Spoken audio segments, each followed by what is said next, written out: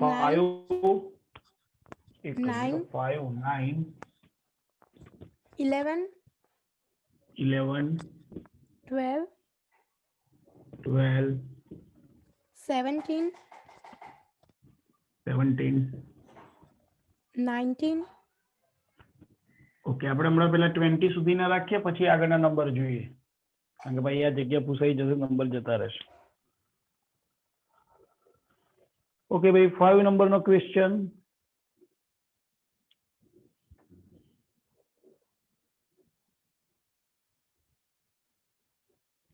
એક વિદ્યાર્થી પાસે g is equal to 4 pi square L by t square મેળવવાનો પ્રયોગ કરેલ છે લંબાઈ માઇલ ત્રુટિ ડેલ્ટા ટી સમય ડેલ્ટા એલ અને સમય ટી માં ત્રુટિ ડેલ્ટા ટી છે એન અવલોકન સંખ્યા છે તો g નું માન કયા અવલોકન માટે વધુ ચોક્કસ હશે એ જ છે ને પ્રશ્ન हाँ सर सर एमा એટલે હવે क्वेश्चन એમાં में जी પ્રિન્ટિંગ હા એટલે એમાં અધૂરો ક્વેશ્ચન આપેલો છે આપણે આ ચલાયેલો છે એમાં તમને એવું કીધેલું છે કે ભાઈ ગુરુત્વ પ્રવેગ g શોધવાનું સૂત્ર આપેલું છે અને એ સૂત્રની અંદર આપણને એવું કીધેલું છે કે ભાઈ કેપિટલ G સૂત્ર શું હતું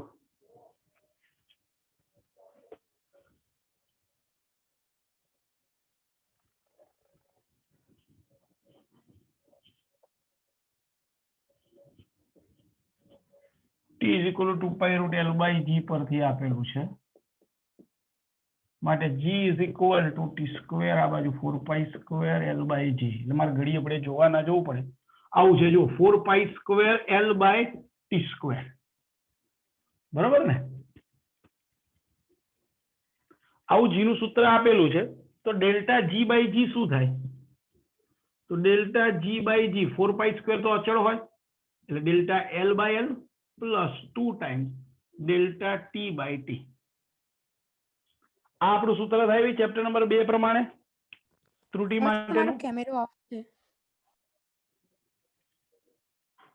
એટલે આમાં લોચાઈ જ થવાના છે પ્રશ્ન જોવા માટે મારે કેમેરો બંધ કરવો પડશે ઓકે હવે દેખાય delta G by G is equal to delta L by L plus 2 delta T by T આ આપણું સૂત્ર આની પરથી લખી શકાય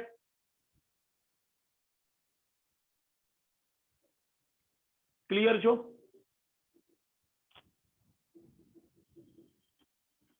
હવે છે ને પ્રશ્નમાં થોડીક ભૂલ એટલે કે બધાના મૂલ્યો આપ્યા છે એમાં અવલોકનોની સંખ્યા ડેલ્ટા L ડેલ્ટા T આવું આપેલું છે પણ નીચે કશા મૂલ્યો લખાયેલા નથી જો એટલે આ પ્રશ્ન અહીંથી અધૂરો છે અથવા ખોટો કહેવાય એમ ટૂંકમાં એટલે આમાં કશો આપણે ગણી ના શકીએ એટલે આમાં જવાબ ના આવે પણ પરીક્ષામાં ધારી લો કે પૂછાય તો આજે n આપેલા હશે ને n શું છે અવલોકનોની સંખ્યા જેટલા વધુ અવલોકન જેટલા વધુ અવલોકન એટલું ત્રુટિ ઘટવાની શક્યતા વધારે n જેમ વધુ તેમ ત્રુટિ ઓછી થતી જાય આ યાદ રાખવાનું માટે તમે હવે પ્રેક્ટિકલ કરવા જશો ને તો તમને એક જ રીડિંગ નહીં લેવડાવે એક કરતા વધારે રીડિંગ લેવડાવશે એની પાછળનું રીઝન શું છે એની પાછળનું રીઝન આ છે કે જેટલા વધારે તમે અવલોકન લો છો એટલી તમારી ત્રુટિ ઘટતી જશે બરોબર પણ હવે એ પ્રશ્ન જ અધૂરો છે એટલે એ પ્રશ્ન તમારે ગણવાનો નથી કારણ કે એના મૂલ્યો આપ્યા જ નથી એટલે તમે ગણી કઈ રીતે શકો એટલે એ પ્રશ્ન અધૂરો હોવાથી એ પ્રશ્ન કાઉન્ટ જ નહીં થાય એના પછી 9મો પ્રશ્ન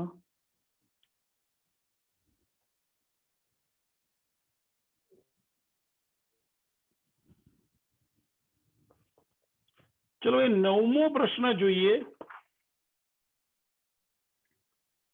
કે 1/r is equal to 1/r1 + 1/r2 એવું કંઈક લખેલું છે.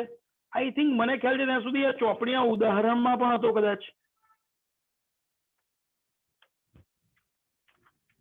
એક જ મિનિટ હું આખો પ્રશ્ન જોઈ લઉં.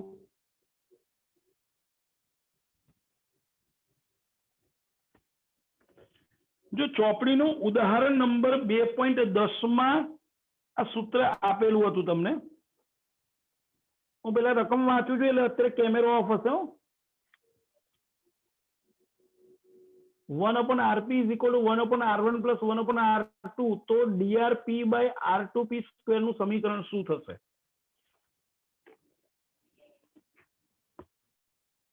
(1/rp = 1/r1 + 1/r2)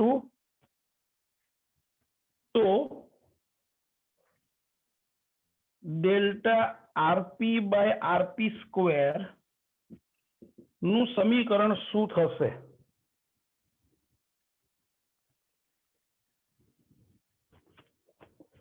sir example તો નથી. ઉદાહરણ 2.10 જો. નથી સર, જોયું. જો ચોપડીનું ઉદાહરણ 2.10 માં આવું લખેલું છે R1 = 100 ± 3 ઓહ્મ અને R2 હા, હા, = હા. 200 ± હા છે. જો હા એમાં નીચે જો આગળ જતી આ રકમમાં જો નીચે લખેલું છે બી હા, સર. R' = 1/r છે, મળ્યું? હા હા હા હા સર, હા. તો જો એમાં આ લખેલું છે ΔrpRp² = Δr1/r1² + Δr2/r2². તો આ તમારે યાદ રાખવાનું છે. તમારું ઉદાહરણ 2.10 નો પ્રશ્ન મૂકેલો છે કે ભાઈ 2.10 માં તમને આપી દીધેલું છે.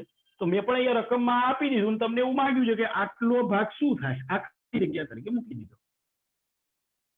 ક્લિયર છો ભાઈ? આ 5મો પ્રશ્ન હતો, આ 9મો પ્રશ્ન હતો. બોલો ભાઈ 5મા અને 9મા પ્રશ્નમાં કોઈને તકલીફ?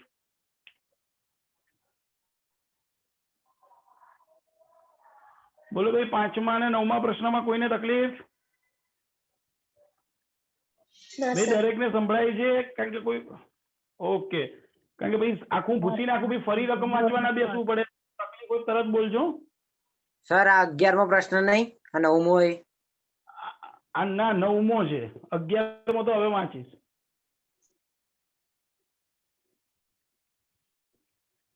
હવે 11મો જોઉં છું. એટલે 9 અને 11 બંને એક જ છે ભાઈ.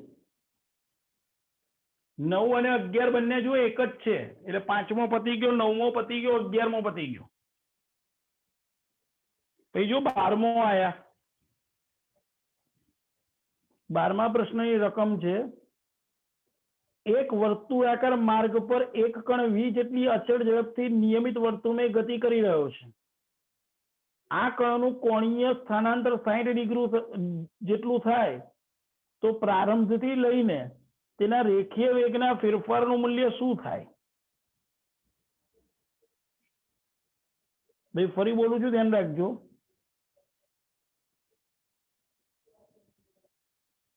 એક વર્તુળાકાર માર્ગ પર એક કણ v જેટલી અચળ ઝડપથી નિયમિત વર્તુળમાં ગતિ કરી રહ્યો છે. આ કણનું કોણીય સ્થાનાંતર 60 ડિગ્રી જેટલું થાય ત્યારે પ્રારંભથી લઈને તેના રેખીય વેગમાન ના ફેરફાર નું મૂલ્ય કેટલું?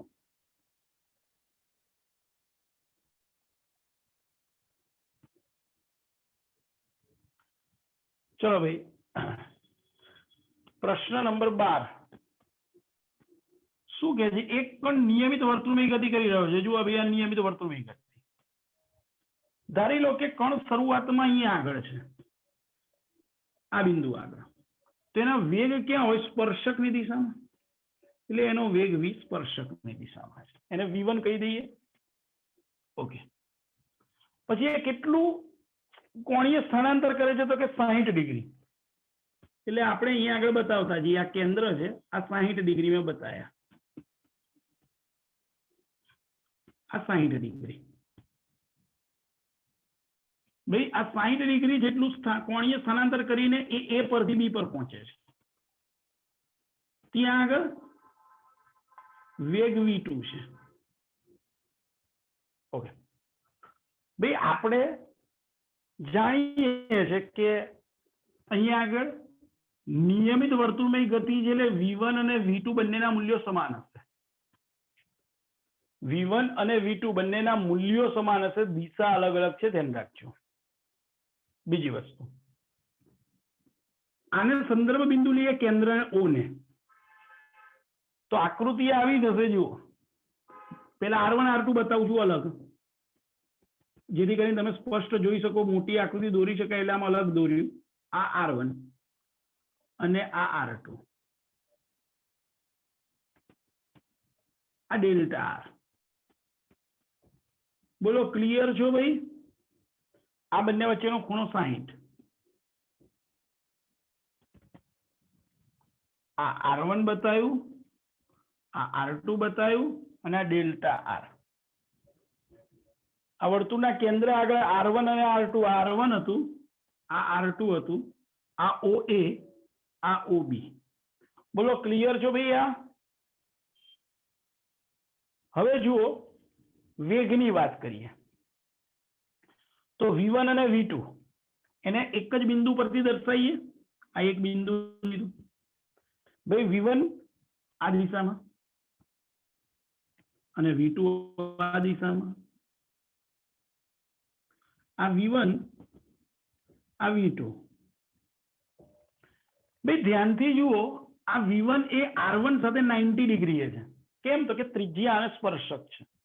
આ v2 જુઓ એ r2 સાથે 90 ડિગ્રી છે. કેમ? ત્રિજ્યા અને સ્પર્શક છે.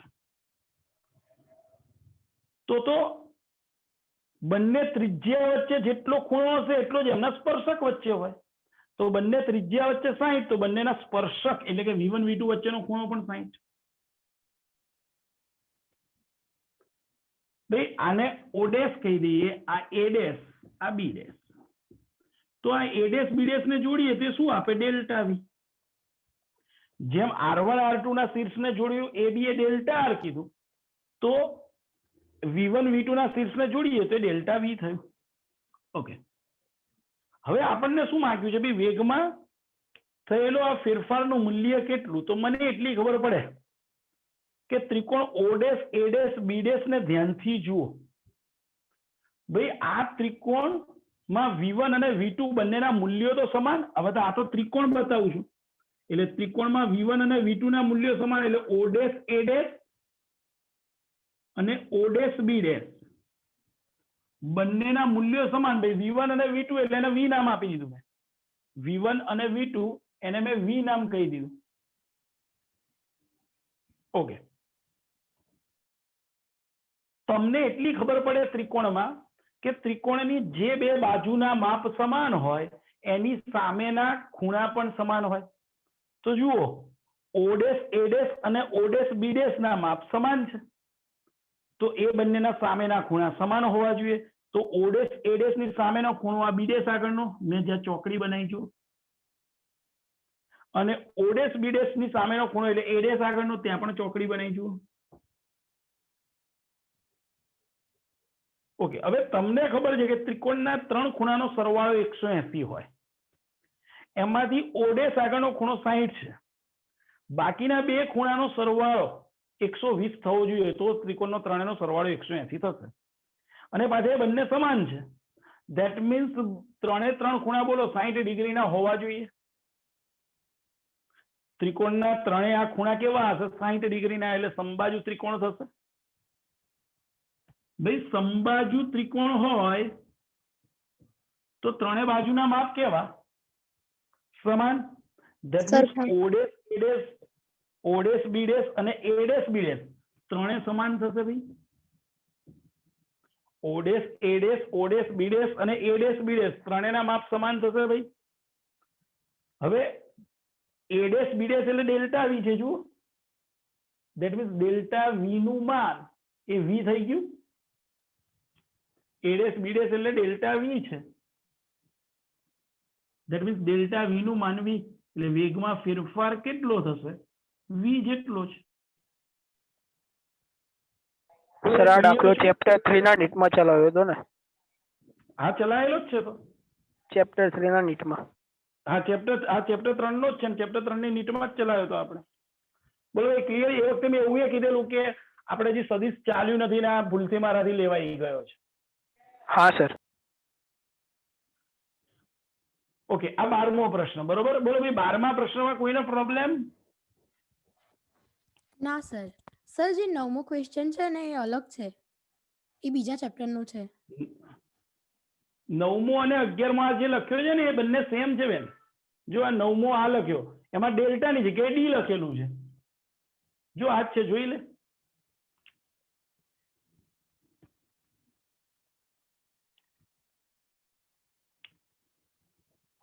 જોઈ લે તો એ જ છે ને 9મો અને 11મો.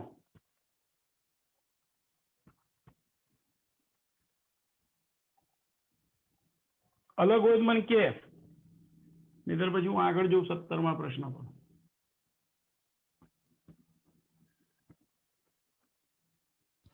સર 9મો એ પરિમાણ વાળો છે. રાખને તો પછી હા સર, 1 મિનિટ.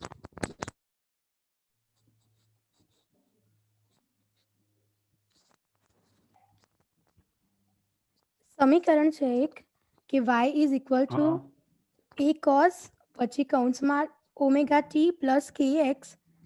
તો આ સંબંધમાં ખાલી જગ્યાના અને kx ના પરિમાણ સમાન છે. ખાલી જગ્યાના અને kx ના kx પરિમાણ ના પરિમાણ સમાન જેવું સમાન કીધું છે ને. હા તો ભાઈ આ તો આપણે થઈ ગયું ને કે ત્રિકોણમિતીય વિધેય હોય એટલે પરિમાણ રહિત હોવું જોઈએ. આ ત્રિકોણ કોસ આવ્યો એટલે ત્રિકોણમિતીય વિધેય થઈ ગયો બેન. ચલો, એ પરિમાણ રહિત હોવો જોઈએ એનો અર્થ કે આ કોષની અંદર જે છે એ પરિમાણ રહિત હોવા જોઈએ. એનો અર્થ એવો થયો કે આ ઓમેગા ટી અને કેએક્સ બંનેના પરિમાણ, કારણ કે બંને વચ્ચે સરવાળો છે એટલે ઓમેગા ટી અને કેએક્સ બંનેના પરિમાણ એક તો સરખા હોવા જોઈએ. પહેલી વસ્તુ તો એ. કેમ? તો કે બંને વચ્ચે સરવાળો છે. આપણે જાણીએ છીએ કોઈ પણ સમીકરણમાં સરવાળો કે બાદબાકી હોય તો એ દરેક પદના પારિમાણિક સૂત્રો સમાન હોવા જોઈએ, એવું થિયરીમાં આપણે ભણ્યા હતા. That means omega T plus k x એટલે ઓમેગા ટી અને કેએક્સ બંનેના પરિમાણ સરખા હશે. શું હશે એમ પૂછ્યો જ ને તો એ જવાબ લખી શકીએ. કેમ? તો કે ત્રિકોણમિતીય વિધેય એટલે પરિમાણ હોય જ નહીં. That means m0 l0 t0. પણ અહીં તો તને એવું માંગ્યું છે કે ખાલી જગ્યા અને ખાલી જગ્યા, તો જવાબમાં આવે ઓમેગા ટી અને કેએક્સ એટલે ઓમેગા ટી જવાબ આવે. સર ઓપ્શનમાં ઓમેગા ટી નથી. તો ઓપ્શનમાં a upon omega, a upon y, omega t upon a હું અને લખતો છું. એક મિનિટ લખતો છું. એક minute. A upon omega, omega. B માં હા, છે પછી a a upon upon y, y, c માં છે ઓમેગા ટી અપોન a સીમા શું અને છે ડી બેન? માં છે સી માં omega t upon a omega t upon a. અને ડી ઓકે, માં અને ડી માં y a upon omega t. Y a upon omega t. Okay, ચલ હવે એટલી તો તને ખબર પડી ગઈ કે કેએક્સ નું પારિમાણિક સૂત્ર શું છે? m0 l0 t0. તો આ બધાના પારિમાણિક સૂત્ર ચેક કરતી જા.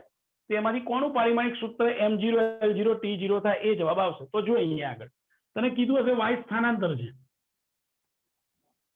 અને એ કંપ વિસ્તાર છે.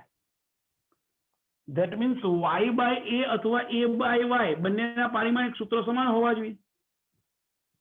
L1. હવે આપણને a બાય y આપેલું છે તો મને દેખાય a બાય y એનું પારિમાણિક સૂત્ર L0 થઈ ગયું. L1 L1 ઉડી ગયું એટલે m0 l0 t0 જ કહેવાશે. કશું ના રહ્યું એટલે ધેટ મીન્સ જવાબ આવશે a બાય y. એટલે તમારે શું કરવું પડે? દરેકના પારિમાણિક સૂત્ર ચેક કરવા પડે. એટલે હું શું કરું આ દાખલામાં? આ તો મને ખબર પડી ગઈ કે આ બંનેના સમાન હશે. પહેલી વસ્તુ તો એ. બીજું મને એ ખબર પડી ગઈ કે ત્રિકોણમિતીય વિધેય એટલે પરિમાણ રહિત છે. તો હવે મારે ચેક કરવાનું હતું કે આ ચારમાંથી કોણ હોય. એટલે મેં શું વિચાર્યું? આ તો ત્રિકોણમિતીય વિધેય છે, ચાલો એટલે આ તો પરિમાણ રહિત છે. તો રહ્યું શું? y અને a. ધેટ મીન્સ y નું પારિમાણિક સૂત્ર અને એનું પારિમાણિક સૂત્ર સરખું છે. તો આ બંનેનો ગુણોત્તર પરિમાણ રહિત બને. એટલે મેં આ ચારમાં સીધું શું જોયું કે y અને એનો ગુણોત્તર ક્યાં છે તો ક્યાં રહ્યો a બાય y, માટે પરિમાણ રહિત થઈ ગયું. એટલે જવાબ આવશે a બાય y. ક્લિયર? હા સર. ક્લિયર છે બેન? ઓકે. 17મો ક્વેશ્ચન. ભાઈ ના ખબર પડે મને પૂછજો. ચલો 17મા ક્વેશ્ચનમાં સ્થિર સ્થિતિમાંથી શરૂ કરીને એક કાર x જેટલા અચળ પ્રવેગથી ગતિ કરે છે, પછી તે y પ્રતિ પ્રવેગથી ગતિ કરીને સ્થિર થાય છે. તો આ ગતિ દરમિયાન કારનો મહત્તમ વેગ v હોય તો ગતિ દરમિયાન લાગતો કુલ સમય કેટલો? ચલો ભાઈ, આ પણ આપણે ગણાયેલો છે. જુઓ ભાઈ શું કે છે એ સમજો.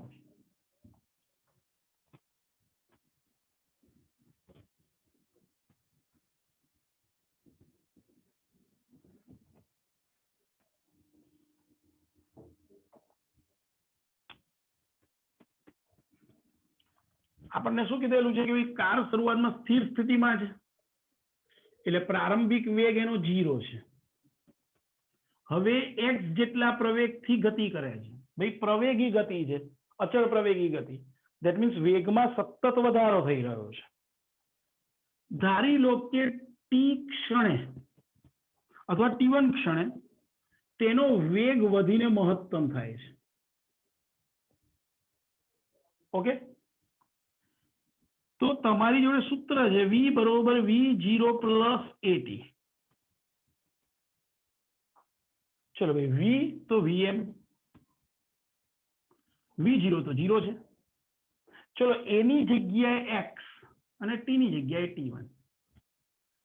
ધેટ મીન્સ તમને અહીંયા આગળ vm ની કિંમત મળી x t1. ઓકે, એટલે પછી તમને શું માંગ્યું છે કે ભાઈ હવે પ્રતિ પ્રવેગથી ગતિ કરે છે, એટલે હવે એનો પ્રારંભિક વેગ મહત્તમ છે vm, કારણ કે હવે vm આગળથી એ પ્રતિ પ્રવેગી ગતિ કરે છે. એટલે એનો જ્યારે પ્રતિ પ્રવેગી ગતિની શરૂઆત કરશે ત્યારે વેગ vm છે, એટલે પ્રારંભિક વેગ બોલાશે vm. હવે પ્રતિ પ્રવેગ છે એટલે વેગમાં ઘટાડો થશે,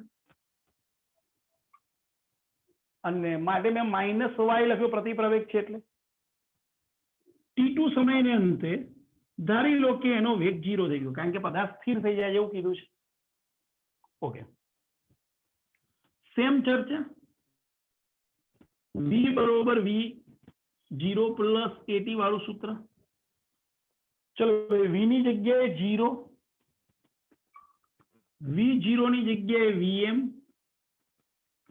એની જગ્યાએ માઇનસ y અને t ની જગ્યાએ t2. That means minus y t2 ને આમ લઈ આવે એટલે પ્લસ y t2 બરોબર vm. therefore t2 બરોબર vm by y. અહીંયા t1 બરોબર vm by x. તો આપણને કુલ સમય માંગેલો છે. ચલો પેલા તો અહીંયા કુલ સમય t is equal to t1 plus t2 થશે, એટલે vm upon x plus vm upon y. ભાઈ vm common, 1 upon x plus 1 upon y. ભાઈ vm એમના એમ, xy લસા, therefore ઉપર y plus x. હવે રકમમાં જુઓ તમને કંઈક મહત્તમ વેગ કેવું કંઈ આપ્યું છે ઓપ્શનમાં, નહીતર ભાઈ જોવું પડે આપણે.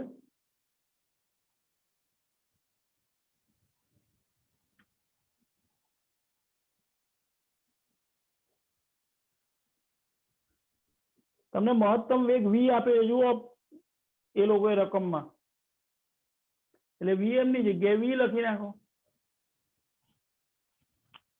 આપણે જે અહીંયા vm લખ્યું છે એમાં છેલ્લે એ લોકોએ v લખેલું, તો આપણો જવાબ શું લખે છે? v into x plus y upon xy. બોલો ક્લિયર છો ભાઈ? આ જવાબ થયો.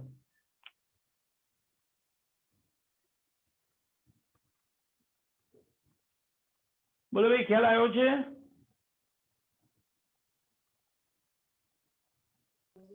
હા સર. ओके, 17मो प्रश्न कंप्लीट भाई। 19वां प्रश्न पर आइए। चलो 19वां प्रश्न ની રકમ જોઉં છું।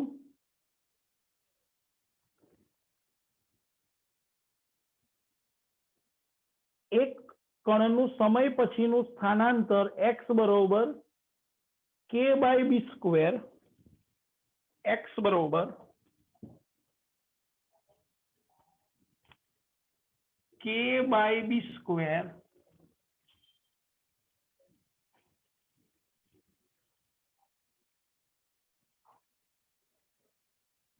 into bracket 1 minus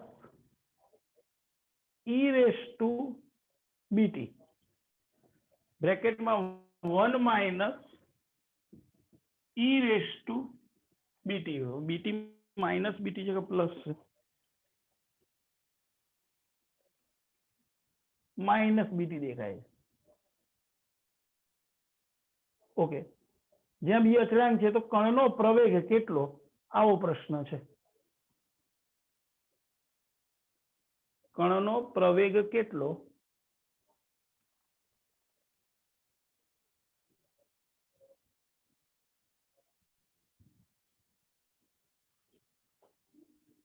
પ્રવેગ શોધવાનો છે।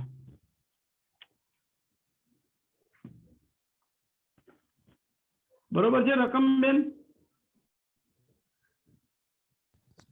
હવે જો હા. તમને સ્થાનાંતર આપેલું છે, પ્રવેગ શોધવાનું છે, એટલે તમારે અહીંયા આઈ થિંક માઇનસ બીટી છે ને, જોઈ લેજો જરા। 1 minus e raised to minus bt છે ને। ઓકે, ચલો પ્રવેગ શોધવાનું છે એટલે સ્થાનાંતરનું 2 વાર વિકલન કરવું પડે। તો પહેલા વેગ આવશે dx/dt, તો k/b², તો અચળ છે એટલે એમના એમ બ્રેકેટમાં ભાઈ 1 અચળ છે એટલે એનું વિકલન 0 માઇનસ ભાઈ e raised to minus bt નું વિકલન થાય e raised to minus bt, અને અહીંયા આગળ હજી આપણે વિકલન કરીએ t ની સાપેક્ષે, જ્યારે અહીંયા t ની સાથે b ગુણાયેલા છે એટલે માઇનસ bt નું વિકલન ગુણવું પડે। માઇનસ bt નું વિકલન માઇનસ b, એટલે આ પહેલું વિકલન આ થાય। ધેટ મીન્સ આ k/b² એમના એમ, પછી આ માઇનસ માઇનસ પ્લસ b અને આ e raised to minus bt, આ એક બી ગયો એટલે વેગ મળ્યો k/b e raised to minus bt, આ વેગ થયો। હજી આપણે તો પ્રવેગ શોધવાનો છે એટલે હજી આનું વિકલન લેવું પડશે। a is equal to dv/dt, ચલો ભાઈ dv/dt એટલે આનું વિકલન કરી દો, k/b તો અચળ છે જ। ચલો e raised to minus bt નું વિકલન તો e raised to minus bt હમણાં ઉપર કર્યું એમ જ, e raised to minus bt નું વિકલન તો e raised to minus bt છે, પણ આપણે t ની સાપેક્ષે વિકલન કરીએ છીએ અને અહીંયા છે માઇનસ bt એટલે એનું વિકલન માઇનસ b, જેમ અહીંયા લખેલું માઇનસ b। આનું સાદુરૂપ તો આ b તો ઉડી ગયો, તો શું રહ્યું minus e raised to minus bt, આ જવાબ। સોરી k રહી ગયા લખવાના, minus k into e raised to જવાબ આવશે। બોલો ક્લિયર છે? સર આના વિકલનમાં ખબર ના પડી। આના વિકલન માટે મેં તમને એટલે તમારા સૂત્ર યાદ રાખવું પડે। જો અહીં હું લખું છું,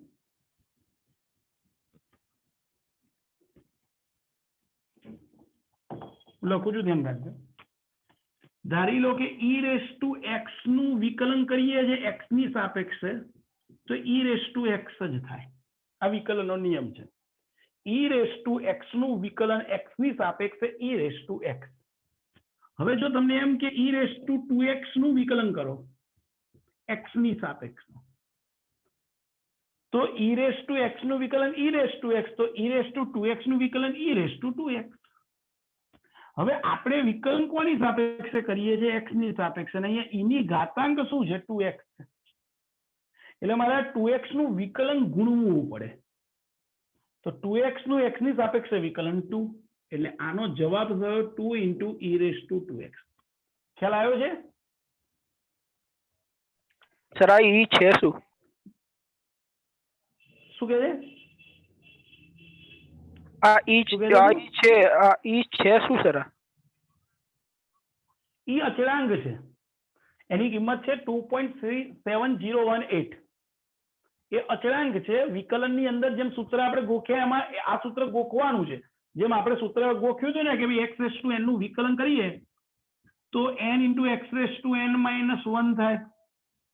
એમ e raised to x નું વિકલન કરીએ તો એ e raised to x જ થાય. એ તમારે યાદ રાખવું પડે. બરોબર? એ તમારે ફરજિયાત યાદ રાખવું પડે. આ રિયલમાં જે ડબલ વાળા માટે છે, પણ તમારે યાદ રાખવું પડે.